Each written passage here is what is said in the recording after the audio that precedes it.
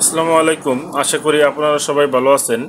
আজ আমি আপনাদের দেখাবো কিভাবে এই স্যামসুনি বাটন ফোনগুলোতে ভয়েস চেঞ্জ করতে হয়। আমরা অনেক সময় ফোনগুলো ব্যবহার করার সময় মনের অজান্তে আমাদের এই ভয়েসগুলো চেঞ্জ হয়ে যায়।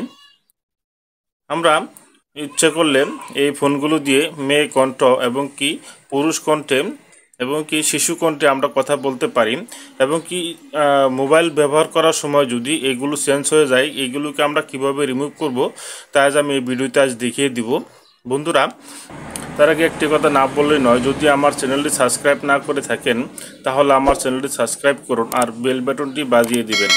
যদি ভিডিওটি ভালো লাগে একটি লাইক দিয়ে উৎসাহিত করবেন। বন্ধুরা, তাহলে চলুন দেখে আসি কীভাবে এই স্যামসুনি বাটন ফোনগুলোর ভয়েস চেঞ্জ করতে হয়।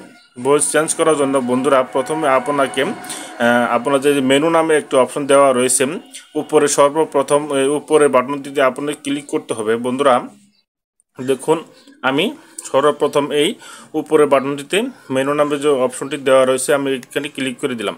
ক্লিক করে দেওয়ার পর এই জায়গায় আমরা খুঁজে নিব।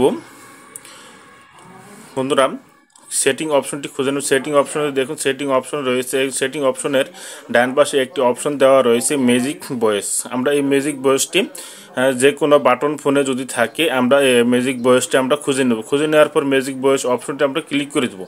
ক্লিক করে দেওয়ার পর বন্ধুরা এই জায়গায় দেখুন 4টি অপশন দেওয়া রয়েছে। আপনি যদি নর্মালি কথা বলতে চান তাহলে আপনি নন দিয়ে দিবেন, আর যদি আপনি পুরুষ কণ্ঠে কথা বলতে চান তাহলে 2 নম্বর অপশনটি মেন দিয়ে দিবেন, আর যদি আপনি মহিলা ভয়েসে কথা বলতে চান তাহলে ওমেন 3 নম্বর অপশনটি দিয়ে দেবেন। আপনি যদি শিশু কণ্ঠে কথা বলতে চান তাহলে এই চাইল্ড নামে যে অপশন 4 নম্বর অপশনটি দেওয়া রয়েছে এই অপশনটি আপনি ক্লিক করে দেবেন। আর আপনি যদি নর্মালি কথা বলতে চান তাহলে উপরে 1 নম্বর নন অপশনটি ক্লিক করে দেবেন।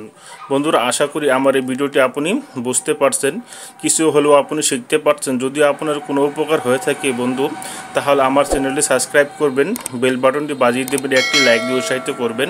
ভালো থাকবেন। আসসালামু আলাইকুম।